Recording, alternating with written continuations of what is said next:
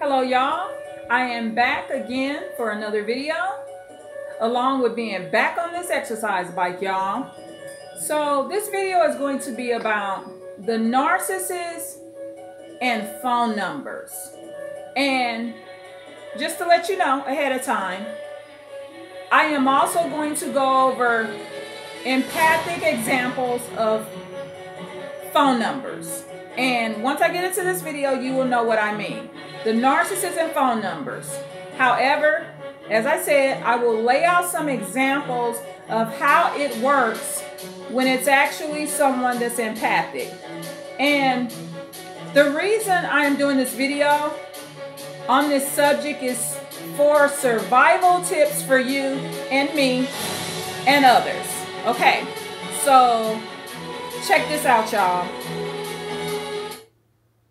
The narcissist and phone numbers. So what I mean in this instance is when there's a phone number you requested, right? And this is actually a real life situation that I've seen and dealt with throughout the years. So what happens is this, okay. Especially in like custody situations, family relations, friends, that's where it will touch home the most. So, okay, you've been asking for a phone number for quite a while. And this is someone that you want to reach out to. It may even be a young person, a teenager, niece, nephew, grandkids, sometimes your own kids. A lot of times, maybe someone has passed away. So you got to remember this, okay? Because, you know, I got a playlist going on about narcissists and funerals. And as I think of things to add to that playlist, I just add to it. The playlist always sits there ready to be added to. I mean, you could add a video to a playlist once a year. Just say you developed a playlist about a particular once a year event that you go to, and you could just build that playlist over time. So a playlist is built over time. And so with me mentioning playlists, I'm going to start a playlist about survival tips, emotional survival tips. And that's what I'm going to name it right there. It just came to me just like that. See how this brain is working? Emotional survival tips. And I'm going to create this playlist because you got to remember, my channel helps me too. My channel does not just help you. And I can add other videos that I watch about survival tips, and I can add those to the playlist. So the emotional survival list videos don't have to just be a video that I've done, if that makes sense. So the narcissist and phone number. So everyone doesn't have to be a narcissist, and I will explain how it will work in different situations. So again, you've been asking for this phone number, and you got to remember this. When you are not giving the phone number, when this person or people don't give you the phone number when you ask for it, you have to accept that. It's a situation where they're in the power and control situation. However, remember this, the damage is already done, okay? And what I mean by this is, okay, say I ask for your brother's phone number. Okay, say you have a brother or sister, and I say, well, can I get their phone number so I can call them to give my condolences because their mom or dad died? And this person says, okay, and they wait 4 months. Okay, so look at this example. They finally 4 months later give you the phone number, but the damage has been done because they wouldn't release this phone number to you. You did not have the opportunity to tell them you were sorry that their mom or dad passed away when it first happened, if that makes sense. So you missed that time of being able to give your condolences in that area, okay?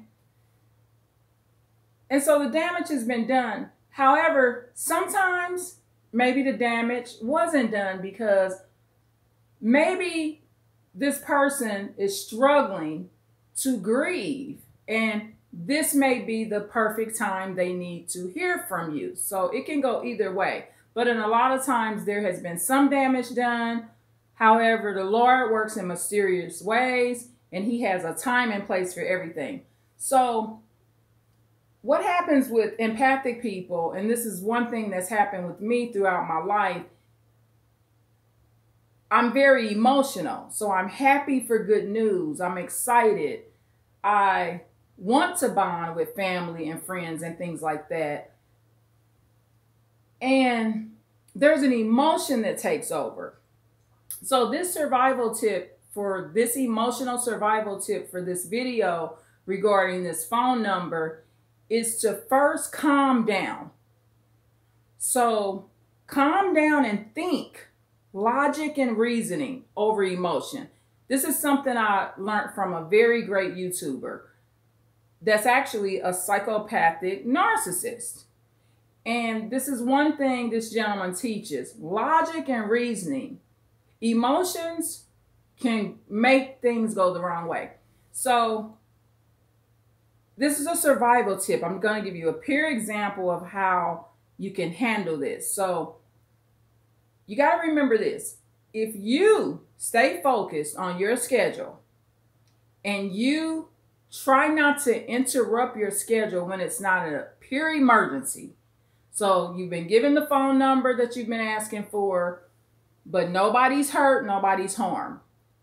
At the time you get the phone number, you're already on your way to an activity. So if you start responding to the message with the phone number, or if you call the person, you're going to miss the activity. You're 10 minutes away from the activity. The place is going to close in an hour to an hour and a half. So you need to go where you're scheduled to be. A lot of times you can stay out of chaos if you focus on your own schedule. You'll be surprised how many people done miss being shot down somewhere because they're at their own activity. And so while you're at your own activity, all this violence and chaos and all this stuff that's going on in the hood or wherever you live in the suburb, you missed it all because you was out to eat. You was way on the other side of town, focused on your own activity, so you wasn't nowhere around when a drive-by happened. So that's literally happened for some people. I've had it almost happen to me where I was in an area and I decided to just relax and hang out in that area. And when I got on another end of town, there was yellow tape up, and come to find out, this particular gentleman was shot at a few times. He did not die, from what I heard.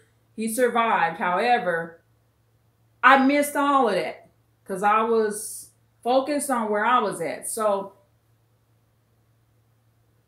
don't be the type of person that's always rushing. Have a time limit on things, and it's okay if it's a particular goal. If you have a goal and you say, well, okay, I want to complete this goal within 3 months, that's fine. But don't be the type of person that's rushing. You rushing to get across the street, so you willing to jaywalk. You rushing to get to work, so you willing to speed on the freeway. You rushing to eat, so now you've choked and died, or in the emergency department because you done choked on a piece of food. You rushing, walking down the street. Now you done ran into a metal pole. Don't rush. Rushing is bad. I learned this from a gentleman years ago when I was at the gas station. And I think I mentioned this in another video where I was amazed at his patience. And I was like, thank you, sir, for being so patient, because I was in the line before him. And you could tell he wasn't agitated that my transaction was not finished because I had kind of a lengthy transaction. And he was like, that's okay, ma'am. He said, everybody's rushing to go nowhere. I said, yeah, you're right. I'll never forget the way this man was standing. He was kind of a slender built man, kind of tall. And that was what he said. Everybody's rushing to go nowhere. So it made me think about everywhere we're going. It's really nowhere, literally. If you ain't going to heaven, you going nowhere. Okay. So, and I took what he said in some form of a spiritual aspect. He didn't mention the Lord. He didn't mention heaven. However, you could interpret that any way you wanted to. And I interpreted it to be a spiritual statement that he said. Everybody's rushing to go nowhere. However, we place a lot of importance on rushing to make a phone call. So in this particular incident, I was very grateful that I received this phone number. However, that's where empathic people get themselves hurt too. They jump to a conclusion. Okay, so let me tell you something right here. People nowadays are so wicked. This is 2023. People nowadays that are not in regular prayer, don't put nothing past them. You got to go into things totally different, because I'm not going to lie, y'all, I failed. When I went into my relative's funeral, I went in having a lot of expectation, thinking I was going to be the relative that saves the world, that could really be there, and all of that was denied. So, okay, comes around, okay, here's the phone number. However, like I said earlier, if you focus on your own activity, you can avoid a lot of drama. So what that does is get you in a priority lifestyle. Because remember, now since you got this phone number, if it works out and you're able to make contact with this good friend or relatives or the younger people in the family, you want to be able to prioritize them too. So you want to be in the habit of having your priorities in order when it comes to people, because if you're blessed enough to be around the person at some point that the phone number has been given to you for, you want to prioritize them too when it's appropriate. So what I did in this situation, I didn't get overly happy. And that's one of the things that empaths struggle with. You get overly happy. That's what you did when you was with narcissists, y'all. You got overly happy. You thought you was getting ready to get married. You thought you had something really going on, and it failed. And that's what narcissistic people play off of. So this can go a lot of ways. Now, if it's an empathic person that's giving you the phone number, which it may be, okay, it could very well be an empathic person. And signs that they're empathic is they're actually raising the relative you're trying to contact. They come from a good family. They have a good mom. They have a tight-knit family. They have a wife. They have a husband. They have a home. They have responsibilities. They're known to be a very caring and loving person. People are not saying a bunch of bad things about them. They have a good reputation. All you've ever heard was good. That's a sign of someone that's empathic. However, a lot of times empathic people are under the influence of some psychopaths that are around. However, they don't view these other people as psychopaths. So they're under a bad influence and they're getting wrong advice. But the good thing about empathic people is we're able over time to realize that the advice is bad, and we don't enjoy hurting people unnecessarily. However, the survival tip, you get the phone number, continue with your day because it's not an emergency. One of the flaws that empaths have is just going off of emotions. So your first instinct is to pick up that phone and make the call. Now, a lot of times you've been given the phone number and they're just giving it to you, but you're already blocked. Now, this is what a psychopath and a narcissist will do to you. Okay, so say it's a custody issue and you're the mother or father and the other parent is a psychopath and you've been asking for your son or daughter's phone number. They may say after a few months, here's the phone number. Here's your son or daughter's phone number. However, they've already blocked you from that phone. They've already taken that child's phone and blocked you. So when you call, you're just going to get a voicemail. And that's it. So by recognizing what people can do with phone numbers and recognizing that you being given the phone number is not always genuine, it could very well be a setup, or it could very well be something of a blessing. However, what I'm teaching you in this emotional survival tip is to be open-minded so you're not hurt and damaged. It's part of sad management. I've already started a playlist called Sad Management. And actually, I can put a video under more than one playlist. So I'm going to do a playlist for emotional survival tips, and I'm going to add this one to the Sad Management playlist that I already have set up. There's only like 2 videos in that playlist, but I'll place this video there. And so what you want to learn how to do, and something I'm learning also, is how to make my life a lot more happier and making the life of others happier by thinking before I act. You don't always have to be in an angry fit or an angry mode to think before you act. You can think before you act in most of your circumstances.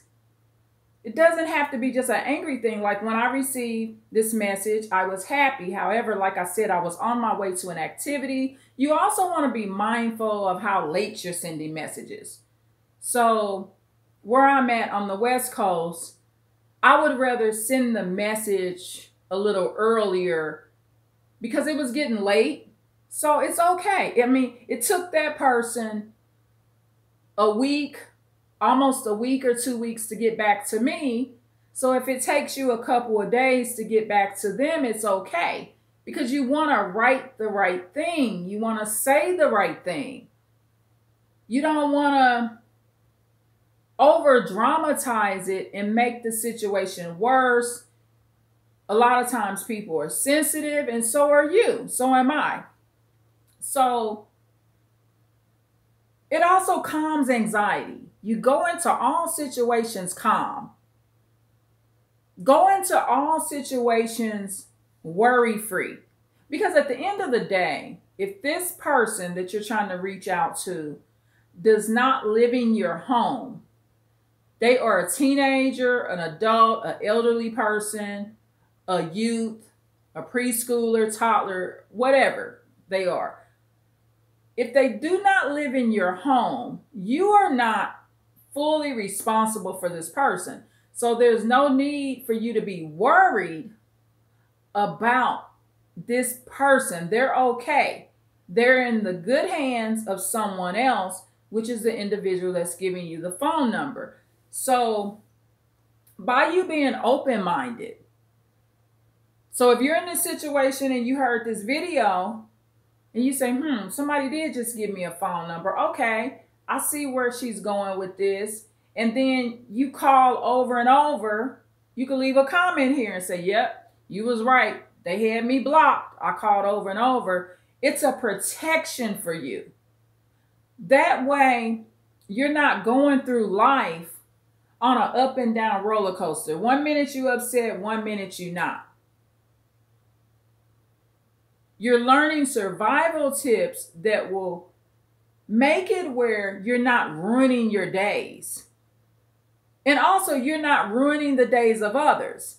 So if I would have just got totally sidetracked and got on that phone and started calling I was also going to let the person down that was in the house that end up having such a good day. It's such a wonderful thing when your relative tells you, or your baby boy tells you, you know, I really had a good time with you today, Mom. And I wouldn't have got that if I would have made that phone call and not stuck to the schedule. I had a good day too. We went to the swimming pool. We went out to eat. We got the things we needed to shop for over the past couple of days. We stuck to our schedule. And there was time limits. At this particular swimming pool we went to, they have a certain time that they close. And we went in the later part of the day. So we had to be there. So, and then you schedule in when you're going to make this phone call. However, you're going to go in it understanding how mean people can be, how evil people can be. And yes, somebody that refused to give you the phone number all along can be mean to you and already have you blocked. However, they can also be very empathic and they're not being mean. They actually are looking forward to your call. So the survival tip is you're going to understand both circumstances before you make the call. And you're going to calmly do it. That way you're not hurt. Because a lot of times, for a lot of people, you don't even get to speak to your relatives except through attorneys. And guess what, y'all? You can go through attorneys and you can get court orders to speak to your relatives and your elders when they're in nursing homes and things like that. But guess what? Psychopaths and narcissists break court orders. So just because you have a court order saying, yes, I can talk to my nieces and nephews, yes, I can talk to my grandkids, that doesn't mean that a psychopath is going to follow it, or a narcissist or a sociopath is going to follow the court's rules. They're known for breaking rules, especially if it's a rule that's going to hurt people. So just be careful with narcissists and phone numbers. And like I said, I gave you the example of if it's an empathic person. The best thing you can do, another survival tip, is just be polite and kind. Understand that you're trying to add to this situation in a good way, not take away from the good that's already there. Be respectful. Allow people to get to know the true you, not who they have been told that you are. This particular person that I got the phone number from, I have never got into it with this person. We ain't never argued. Now, I did have some conflict with one of his relatives, but that's because I was too emotional. I was not calm. I was not logical. I took it too far. Not controlling emotions. So you got to admit that you've done that and try not to do it again. And the thing is with people nowadays, you got to remember, especially for me, my grandmama dead. My mama dead. Daddies and grandpas are dead. Aunties and uncles are dead. All these people are deceased, y'all. So I'm going to tell you the truth. This is another survival tip. When you getting emotional with these new people that didn't raise you and don't really have a full love for you, that unconditional love that the deceased people that passed away had for you, these new people in the world don't give a care. They don't give a damn about hurting you. They just don't. So you're going to get blocked. You won't see your grandkids. You won't see your nieces and nephews. You won't see your elderly relatives. You won't see your little cousins, longtime friends. You will just be screwed. So you want to go into situations being realistic. And also, you got to do this. You got to look at history. What narcissists a lot of times don't know is you already know what they're doing to other people. When I say this, I mean this. By the time you get denied visits with a relative, their parents have already been denied visits. Their step parents and step grandparents have already been denied visits. Uncles and aunts have already been denied visits. You're not the first person that has been denied visits. However, it may be an empathic person that would like to give you visits. That's why they're giving you the phone number. So ultimately, what I'm saying here, the survival tip is going to save you the emotional drama. Oh, and another thing I did. When I got the good news and I was happy that I received the phone number, and I'm going to schedule, to make this call. Another tip, ask when you get the phone number, ask when is the best time to call that the person is available. Thank you for the phone number. Consider people's schedules, especially if they're giving you the phone number of a child, a teenager, or an elderly person. They already have things scheduled. Like, for example, if you want the phone number of an elderly person in the family, find out when is the best time to contact that person, because that elderly person, they may have physical therapy appointments 3 days a week. So you don't want to call during those times. So be considerate of others. You're an empathic person, so act like one. You know how to act when you're not all emotional. However, if it all goes wrong and you call this number and you blocked and nobody answered, don't be surprised, because this is a world filled with narcissism. Y'all got to remember this. I'm a praying woman. These people ain't praying. They not as sentimental as you. This is the advice I'm giving you if it goes wrong. However, you got to go into things being, what would be the correct word? Not open-minded, aware. Proceed with caution. You go into it aware and tell the Lord, I hope it works out for the best. However, I understand that the enemy has these roadblocks up.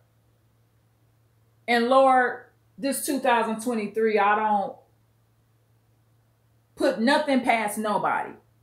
I'm not surprised. And the reason you got to think this way is because the person didn't want to give you the phone number when you asked. Sometimes if it's an empathic person, they need to think about it. They got to grieve. They got to figure it out. If somebody tell you, okay, I'll get back to you, give me a little time to grieve, we kind of messed up right now, and they give you the phone number 3 or 4 months later, that's okay. Now, if they give you the phone number 30 years later, that's not okay. It don't take that much time to grieve. But 3 or 4 months is okay for grieving. You got to give people the benefit of the doubt, especially if it's a situation where you haven't been very active or present in the person's life. And for me, y'all, I'm going to be honest. The situations where I'm not as active or present, it's because people out of town too. Me, if you right here in town with me and we're in the same state, I can do a lot more. I'm not a person that, I'm not going to lie, I don't have plane ticket money every month. Where I live is very expensive. The light bill, the rent, groceries, everything. It's expensive. It's just not cheap to live here. And in my case, I have others that are depending on me. So it's just not easy. So just be mindful of the reality of the narcissist and phone numbers. And remember, I gave you the example. It won't always be a narcissist. However, the reason I named it this is there will be some narcissistic behaviors, and it could be a narcissist that started this whole crap.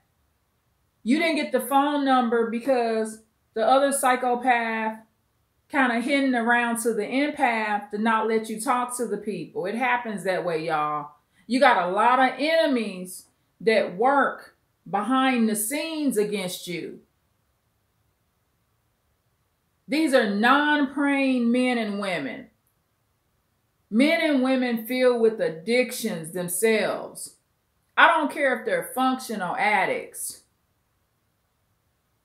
Men and women that have had a very long history of subjecting abuse onto others. These are the people that's influencing other empathic people. And a lot of times, the empathic person is just giving you the number because they woke up to it. That's why you got to show people your nature. Don't let them choose your nature by you proving the point that the psychopaths are making. Because you know why you went off on some psychopaths. This person's empathic that's giving you the number. Kind-hearted, you know, it's like an assertive communication. There's no profanity. I even thank this gentleman, which he's a father. I'm going to just point that out. He is a father. And so I thanked this gentleman months ago for the way he was communicating with me. You know, he didn't get violent. He didn't get aggressive. He didn't tell me he would take my life when I came in town. He didn't talk to me like that. The psychopath that I believe is somewhat of a negative influence over this empathic father that's involved in this situation, he ain't my baby daddy, y'all. I'm just pointing out that he's a father. However, I thanked him for the way he was acting. Even though he was denying me of what I wanted, he didn't do it aggressively and violently. And so you just want to be grateful for people and just thank them. However, don't underestimate nobody, because it's so much set up behaviors and people just don't have your best interests at heart, especially if they're not the people that you've already buried and passed on, like your relatives, your parents, grandparents. And some people can't even say their parents and grandparents and aunts and uncles and cousins had their back. It's a blessing if you could say overall those people had your best interests at heart. That's a good thing. Even if they didn't always have it in every single area, just to be able to say, I know my family did love me. That's a blessing, because everybody can't say that. So for this survival tip,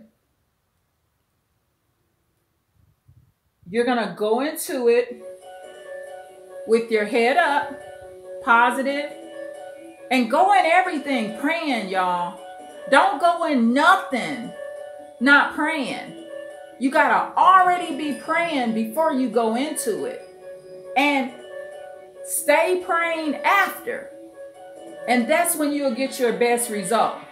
The Lord will let you know if there's foul play involved. Trust me.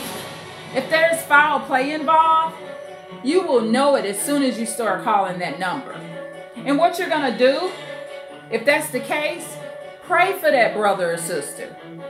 And this is my video and the information that I gave you on narcissists and phone numbers. I love y'all so much. I've been on this bike almost 35 minutes. Please like, share, and subscribe. Please leave a comment. Bye.